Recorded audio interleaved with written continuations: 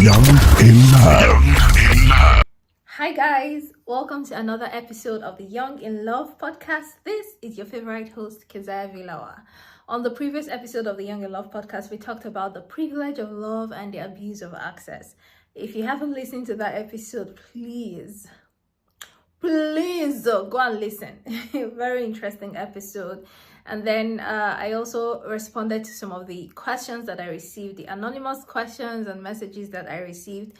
I received about 18 more questions, but it's unlikely that I will have the time to respond to all of them. So I have selected the first 9 that I received, and I will respond to those questions after the episode, right? At the end. And then the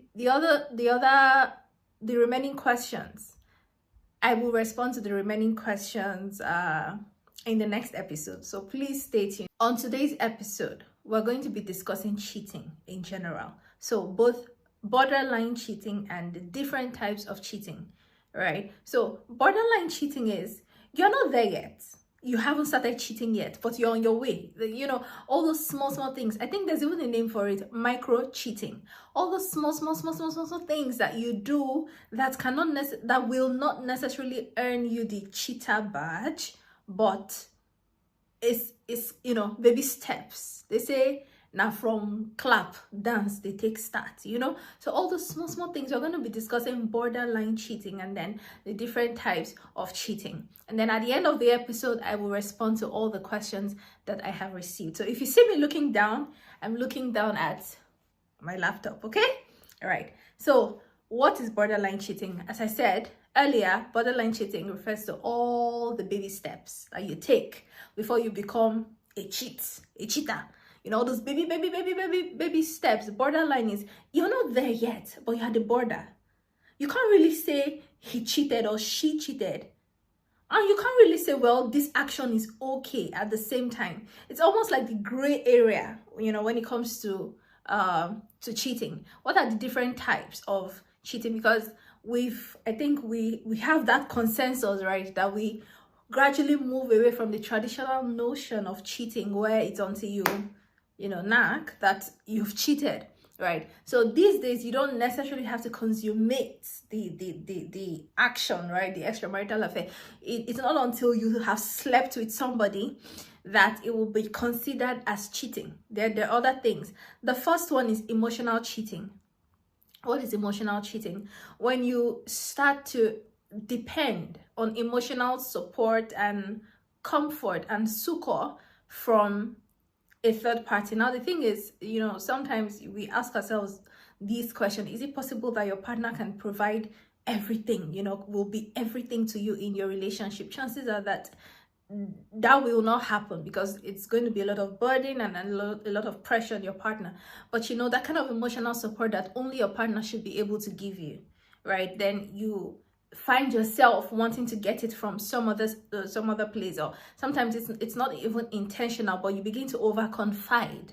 You begin to overconfide in another person in a way that you should not, right? And so when you find that you're doing that, you have to be careful, because you're on that borderline, of emotional cheating. When you begin to overconfide in some colleague at work, or someone at church, or at the gym, or just wherever, or even online, but we'll come to that, social media and all, internet stuff. So when you begin to overconfide and over depend on emotional support from some other person, you're angry, and rather than talk it out with your partner, and rather than settle with your partner, you want to speak to this other person, because they just get you.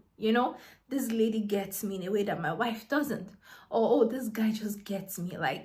Or even the non-verbal cues. I don't even have to speak. He gets me. He understands me. So whenever you're, angry, whenever you're sad, or you're stressed from work, or you're frustrated, you want to lean on this person for support. Be careful. It's emotional cheating. Now, micro-cheating is what I have mentioned earlier, right? That it's subtle. It's very difficult to detect, because it's, as the name implies, micro cheating. you're not there yet. You've not even really started depending on, somebody for emotional support. You're not even doing that yet, but you're making suggestive words or suggestive actions. Okay, so an example of micro-cheating can be a flirtatious text that you send to someone, right? This is inappropriate. You shouldn't be sending this kind of a message to someone who's not your partner, someone that you're not sexually involved with, like your partner, your wife, your girlfriend, your boyfriend, your husband. You find that you send flirtatious text to, somebody, right? And whatever it is you're trying to achieve, I don't know, but this could be, micro-cheating.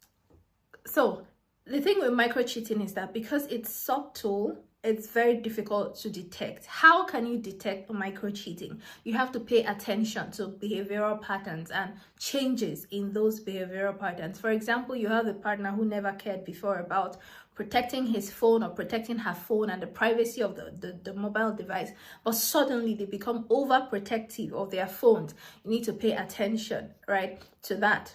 Another way you can detect a micro-cheating is a partner who mentions their interaction with someone in a way that makes you feel uncomfortable, right? So your girlfriend is always maybe telling you about this one guy, on the internet or at work or at church, who whatever, and you're listening to the conversation, but that interaction that your girlfriend is describing or that your wife is describing makes you feel uncomfortable.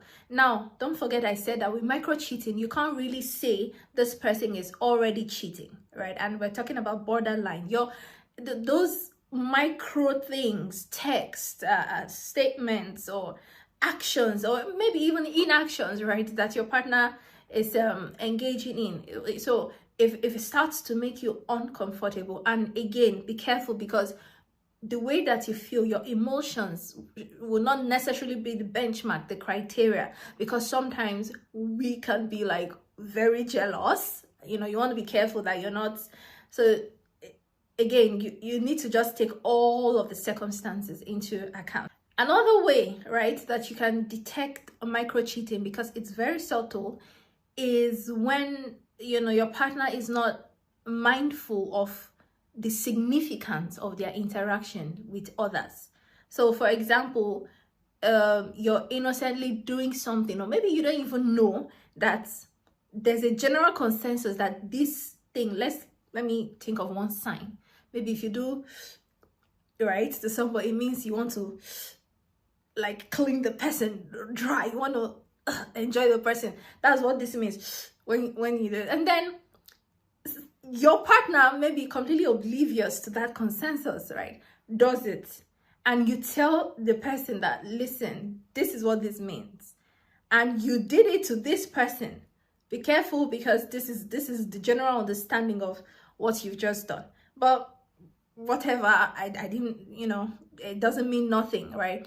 When a person is not aware or is refusing to be aware of the significance of their interactions with others, it is micro-cheating. Because if you did something in innocence, or if you did something without knowing, and then you become aware of it, you're informed of it, but you insist on doing it, then at this point you can no longer say it was an innocent act or it was an innocent text, right? So all of these things put together can help you detect, right, micro-cheating, because of how subtle it is. The next one is physical infidelity, but I'm not going to talk so much about this because it's obvious, and we're talking borderline cheating, not like the traditional notion of cheating. So physical infidelity is just you've crossed the line. There's no, and sometimes people say, well, it's just what it is, right? A one-off thing, there's no emotion. So some think that it's really cheating when that physical element is there and the emotional element. But if it's just the physical element, there's not really cheating, because you don't love this lady, right? You love your wife, but this was just a one-off thing, a fling, or whatever you guys want to call it. So this is physical infidelity when you've actually done it, and maybe you're just trying to make excuses. I don't know, but it's cheating. Whether emotions were involved, whether you paid for the sex, and I mean, you don't even know her name, you don't know his name, and you don't care because you don't even love them. It was just No, it wasn't just, for your partner. It wasn't just. It means a lot. That's physical infidelity, right? And then the next one is financial infidelity. So financial infidelity occurs when you begin to keep important financial information away from your partner. Maybe your spendings or your savings, or even information about indebtedness. When you start to keep this kind of information away from your partner for whatever reason, maybe you don't want them to run away with you, you don't want them to think you don't want them to whatever, that's financial infidelity.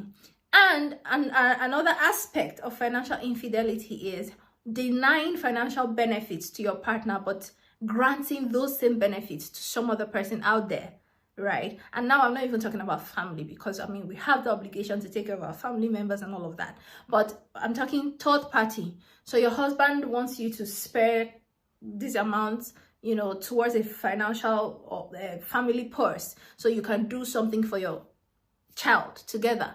But you're like, oh no, I can't, I don't have the money, but you're out there spending it on some gigolo, the same for the guys. So there's something you could be doing with that money for your wife or for your kids, or your wife even asks you for something, but you don't have the money. She should manage, understanding wife, she should manage, but somehow, miraculously, you always find the money to spend on some other small girl outside, your side chick and everything. That is also financial infidelity, right? So you're keeping away, sensitive, important information about indebtedness, your spending, your savings, your investment, and all of those things away from your partner. And you're also denying them, financial benefits that due unto them or that they've requested for, but giving those same benefits, to someone out there. You know how sometimes you just discover that your husband is really some big philanthropist out there, and everybody's coming to tell you, oh yeah, thank you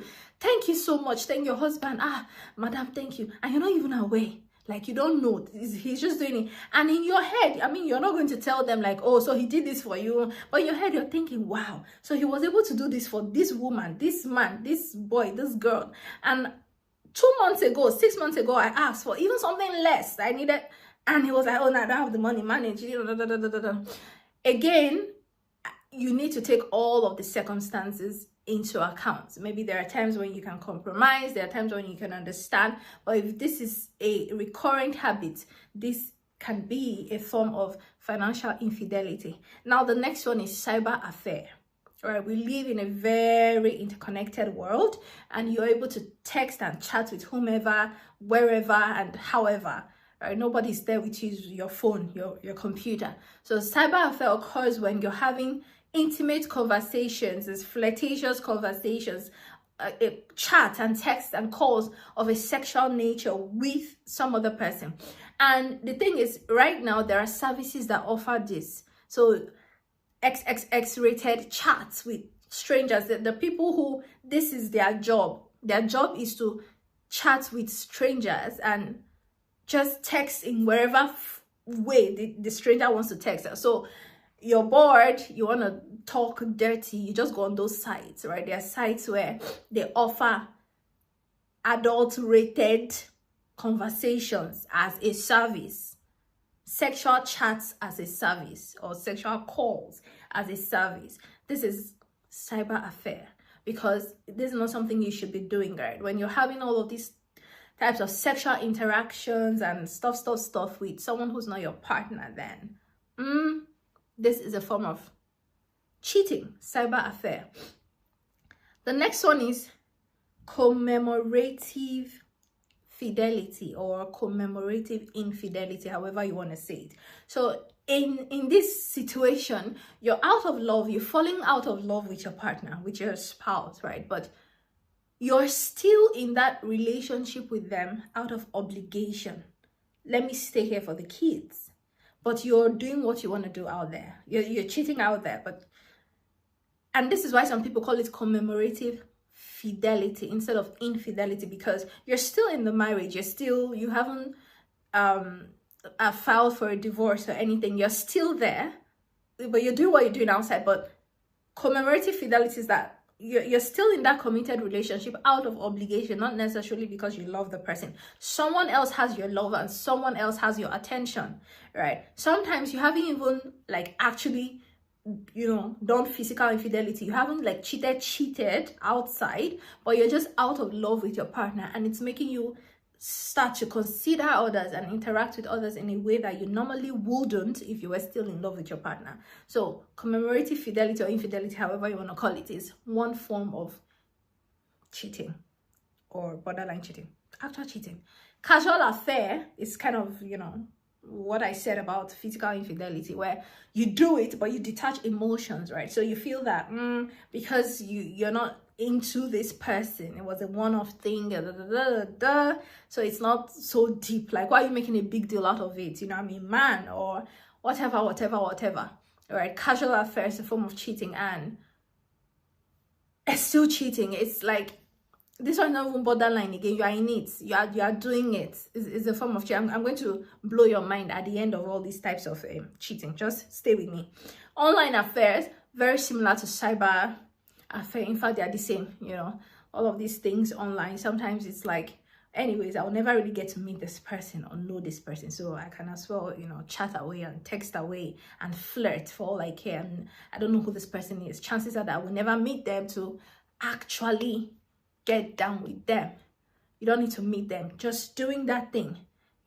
There's a guy that used to say, "Oh, I love nipples so much. This. I'm like, bro, why are you telling me? Why do you feel comfortable telling me? I don't need to know this about you." Right? Or a guy feeling so comfortable describing his chest to some other person. Like, you have a girl, you have a wife, but you think it's okay to describe how your chest looks, the size, and how comfortable it would be, and how you do. Like, these things, listen, you have to be careful out there, man. Just be careful. Now, I'm going to share something with you. This was a research from 2010, I think. Yeah. And the link, maybe I will put the link down below. Business Insight, and this is for my people watching this episode on YouTube.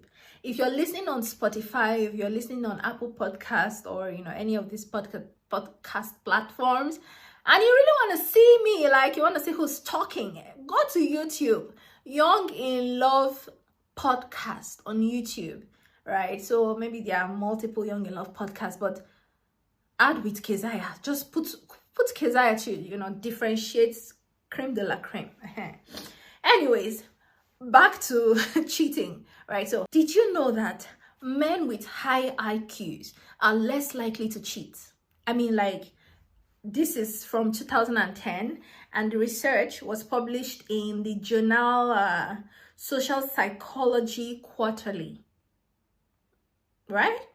And it says that men with higher IQs are less likely to want to be unfaithful to their partners.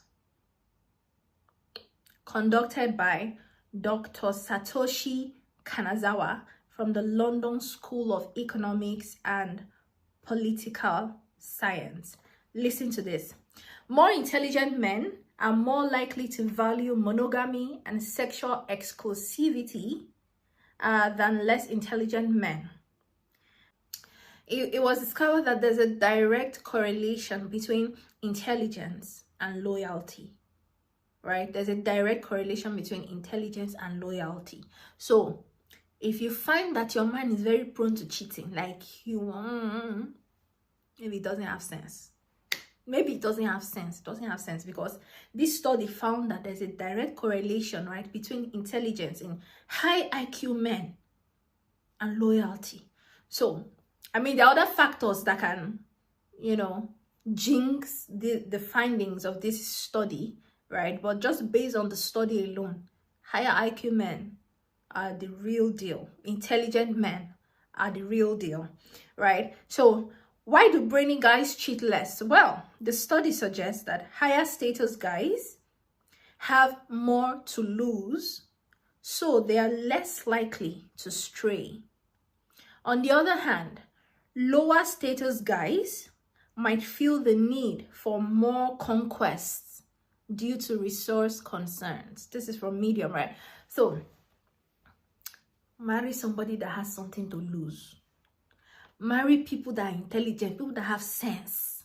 Because as you can see, I did not say it though, as you can see, this research has shown that the more intelligent you are, especially as a man, the higher your IQ as a man, the less likely you are to cheat. I didn't say it.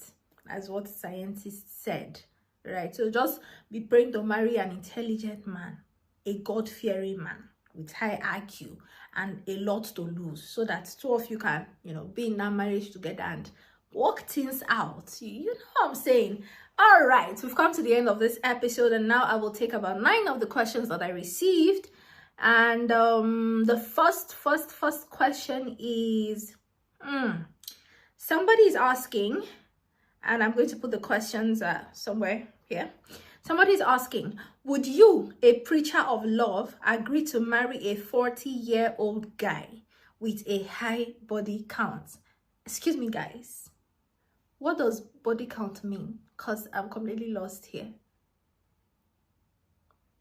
What does body count mean? You people need to tell me, because all these questions, people are just trying to spoil me. But heaven is the goal.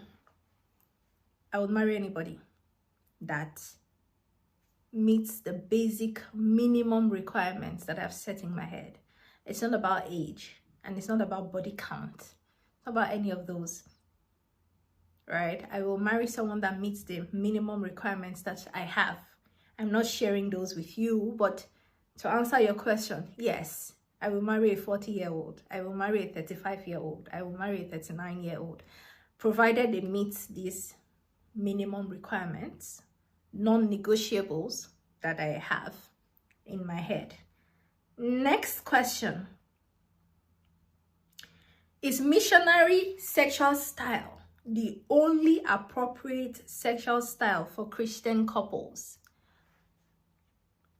I don't remember anywhere in the Bible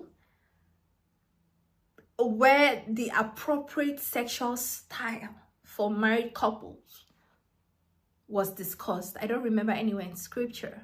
What I do know that echoes throughout scripture is that whatever is noble and whatever is good, ponder on these things. And then when it comes to sex, I know that the Bible talks about not going against the natural order of things, right? So if the vagina was meant for, if the vagina is meant for intercourse, right, for coitus, you don't go looking for some other hole in the body to serve that purpose. So I know that the Bible talks about not going against the natural order of things, but now you're talking about missionary. What's wrong if they want to, I don't know, stand, or if somebody wants to bend, or if somebody wants to be suspended in the air, or if somebody they're married, right? And the Bible hasn't said anything that, oh, this or that. It just says don't go about against the natural order of things. So if you're within the natural order of things as a Christian couple, but just changing style, I don't see what is wrong with that. So to answer your question, I think no, missionary sexual style is not the only appropriate sexual style for Christian couples. I'm not a sexual expert, so if you need professional guidance, whatever, please speak to one, a Christian sexual expert, sex expert. Speak to one, because I is not that. Next question. Do you have a favorite Nigerian celebrity? First off, no. No. I don't do favorite celebrities. I don't do mentors. I don't do mentees. I don't do any of that thing. Like, I don't do any of that. I don't do mentors. I don't do mentees. I don't do favorite celebrities. Favorite this one, pastor. Favorite deacon. Favorite usher. I don't have no favorites. My only favorite is Jesus. Do you have a favorite Nigerian celebrity? No. If so, give a reason why the person is your favorite. Anyways, I don't need to answer part 2 because part 1 settles it. I do not have. Moving on. Next question. Where would you mostly prefer for your lover to plant a non-affectionate kiss before leaving you in the morning for work? On my neck. On my neck, on my cheek, I don't know, as the spirit leads. Non-affectionate kiss, ain't nothing like non-affectionate kiss. Every kiss, I like is touch my skin. It's affectionate too.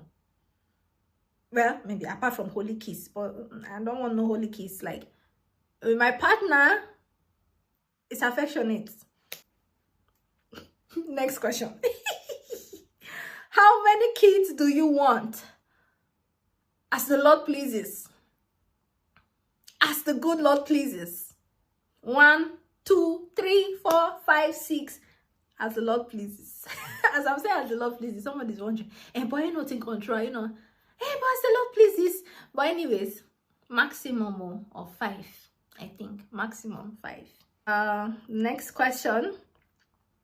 Describe your most memorable, fun experience or moment ever while you were recording an episode for Young in Love podcast. Man, this was when I was in Port Harcourt. I used to record in the studio. So all I just needed to do was like go to the studio with myself, or if I had guests, with my guests, and then would record and I would bounce out. I had this really nice chick that used to handle my production. She was in charge of the actual recording, the mixing, cleaning up the audio, and the production. She just used to send me the finished audio, and it was such a sweet working relationship. And the most memorable for me was when I recorded the episode on high school sweethearts, right? Because I was not just discussing high school sweethearts. The guests on that episode were my classmates from high school, secondary school, and I strategically invited the people I knew had something, you know, like some sort of crush or whatever on that episode. Man, it was fun because I was hearing some things from high school that I had not known prior to that time, you know. I just knew that there was this connection, but there's some details I heard. I'm like, bro, okay. So that's one of my like most interesting episodes. I mean, while recording, because this is your question, while you were recording, right, an episode. So high school sweethearts, if you haven't listened to that episode,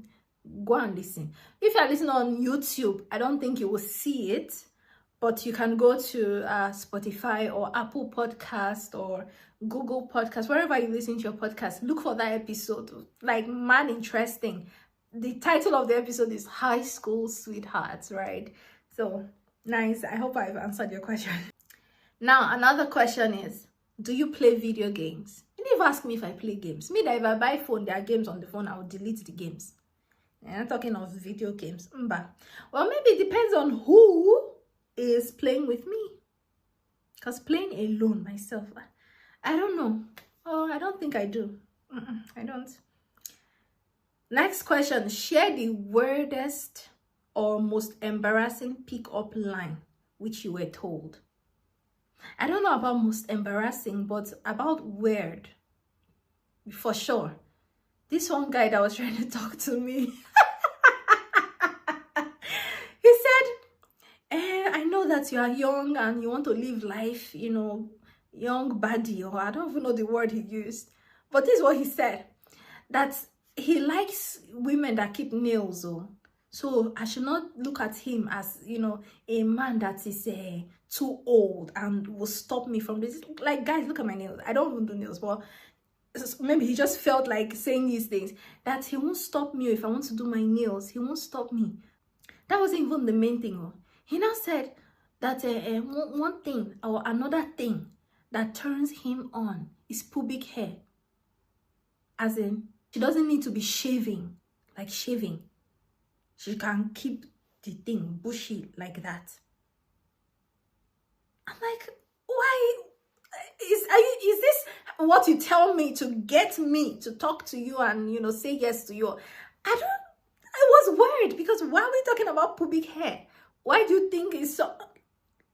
If it was a fetish, I don't know, but it was just like, anyways, he's somebody's husband now. So, and I think this is about the last question now. The last question is, guest features on Young in Love podcast have been far in between lately. Is this deviation intentional, or there is difficulty in inviting guests? Deviation. It's not a deviation. if you've followed my podcast from the beginning, you know that it has always been a mix of solo episodes and episodes with guests. So sometimes I have guests and sometimes I don't. And I think on one hand, maybe it's intentional, because there was a period I was having guests back to back to back to back until it started getting to the point where I felt like I didn't know how to podcast by myself. I wasn't comfortable just speaking, doing solo episodes. I'm like, no, it shouldn't be this way. I should be okay with both, having guests and, doing an episode. It got so bad that if I didn't find a guest, then I didn't have an episode to record. I'm like, no, with or without guests, I should be able to do my thing and say my thing, have guests whenever it's really necessary, So I just decided solo episodes, except I have a topic that, I think, okay, this person is suitable for, and then I approach them. Would you mind discussing this with me on my podcast, or, just stuff like that. So it's not about difficulty per se in finding guests. I've actually had some offers about, can I be on your podcast? Can we discuss this on your podcast? But sometimes it's just the modalities around arranging remote recordings. I'm the kind of person, I like in-person interactions, especially on my podcast, because for me it's just not the same. I've done remote recording and I have done in-person recordings, and I always preferred the in-person recordings because the synergy, you're there like boom boom boom, everything is happening, like you can feel it in a way that you can't with remote recording. So I just prefer in-person, and it's not about not finding. I think I just want to be comfortable doing my own thing and then invite guests when necessary, right? So I think this is the last question. Yes, for the other 9 questions, if you asked a question, please stay tuned on the next episode of the Young in Love podcast, and I will address your question. Now, if you enjoyed this episode, please hit the subscribe button. This is not just for YouTube. If you're listening on Spotify or wherever, follow the podcast, subscribe, please, and share, okay? Share. Let this be a conversation starter with your low IQ husband or high IQ husband, or somebody who you think is cheating and you want to start. I don't know. It's a good my episodes are good conversation starters. Share with them, right? And subscribe. Now, until when next we meet, bye and be good. Young in love.